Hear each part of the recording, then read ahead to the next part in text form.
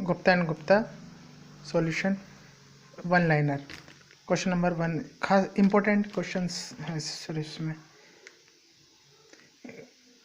Glacier soil जो होती है वो ग्लेशियर से जो डिपॉजिट होती है उसको कहते हैं हम टिल ड्रिफ्ट और deposit by ice. Aeolian soil जो ट्रांसपोर्टेड होती है विंड के द्वारा। Alluvial soil transported by water.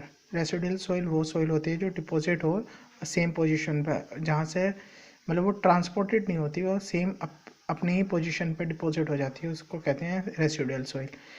Submerge density का फॉर्मूला होता है G-1/1+E/γ-W।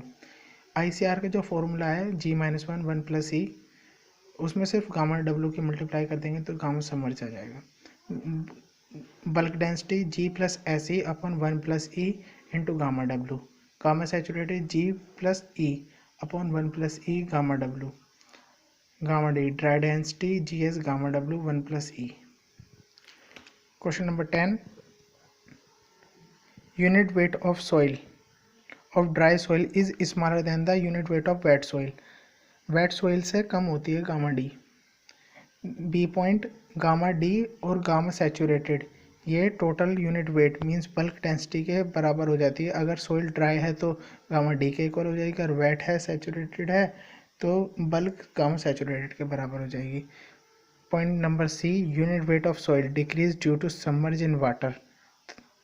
मतलब unit weight of soil decreases due to submerge in water. Gamma submerge तभी तो सबसे कम होता है। तो अगर यहाँ सीक्वेंस देखें तो गामा सॉलिड सबसे ज़्यादा है, गामा सैचुरेटेड उससे कम बल्क, उससे कम ड्राई, फिर उसके बाद submerge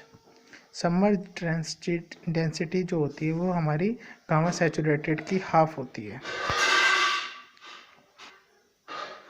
question number 14 relative index और डेंसिटी इंडेक्स आईडी। ये क्या होता है, ये इसकी जो रेंजेस होती है 0 भी हो सकती है और 100 भी हो सकती है। इम्पोर्टेंट पॉइंट में अगर देखें तो आरडी की वैल्यू जितनी ज़्यादा होगी तो हमारी सोइल जो है उतनी ही डेंस कहलाएगी, मतलब कोर्स की तरफ हो रही है।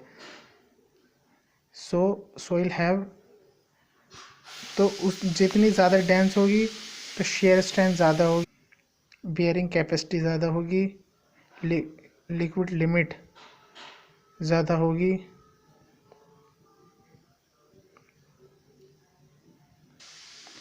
नेक्स्ट पॉइंट डेंसेस स्टेट मींस सबसे ज़्यादा डेंस है, मतलब बहुत ज़्यादा कॉम्पैक्ट है, तो उसकी जो वैल्यू होगी डेंसिटी इंडेक्स की वो इक्वल टू 1 के बराबर होगी लगभग। यहाँ पर रेंजेस देख लेते हैं 0 से 15, 0 to 15 होगी तो वेरी लूज सोइल होगी, 15 to 35 लूज सोइल, 35 से 65 मीडियम डेंस, 65 से 85 डेंस सोइल, 85 से 100 वेरी डेंस सोइल। वो है ना, इसमें देखो इंक्रीजिंग ऑर्डर में बढ़ते जा रहे हैं 100 की तरफ, तो डेंस होती चली जा रही है। Question number 20 water content determination. Water content determination में सबसे पहला है oven drawing. Oven drawing most accurate होता है, लैब टेस्ट होता है। इसका टेम्परेचर 105 से 110 डिग्री लिया जाता है लैब टेस्ट करेंगे तो। और ऑर्गेनिक के लिए 60 डिग्री सेल्सियस और जिप्सम के लिए 80 डिग्री सेल्सियस।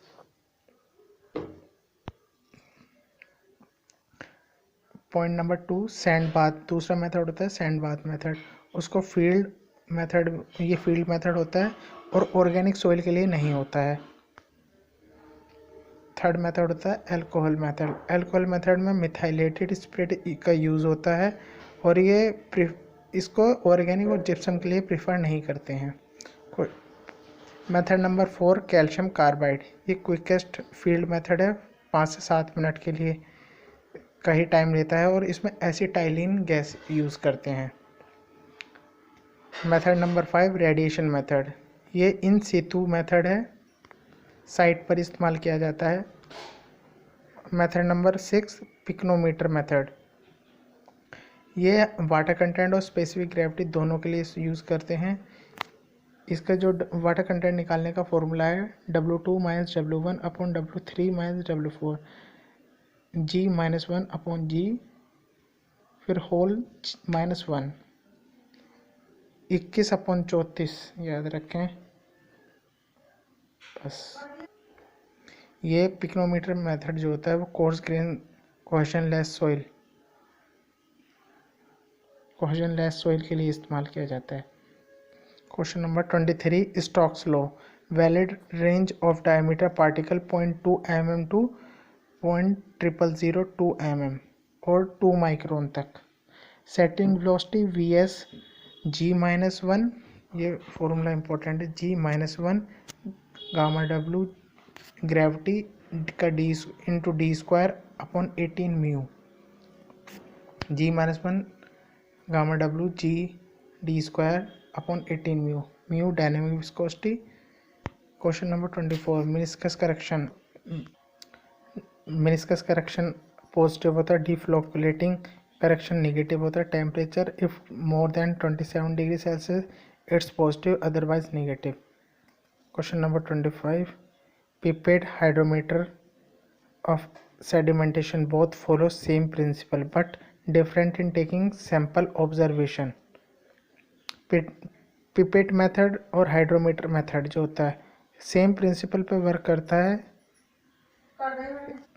बट जो इनका सैंपल लेने का ऑब्जर्वेशन है वो डिफरेंट होता है। Hydrometer device specific gravity of liquid के लिए यूज़ किया जाता है हाइड्रोमीटर।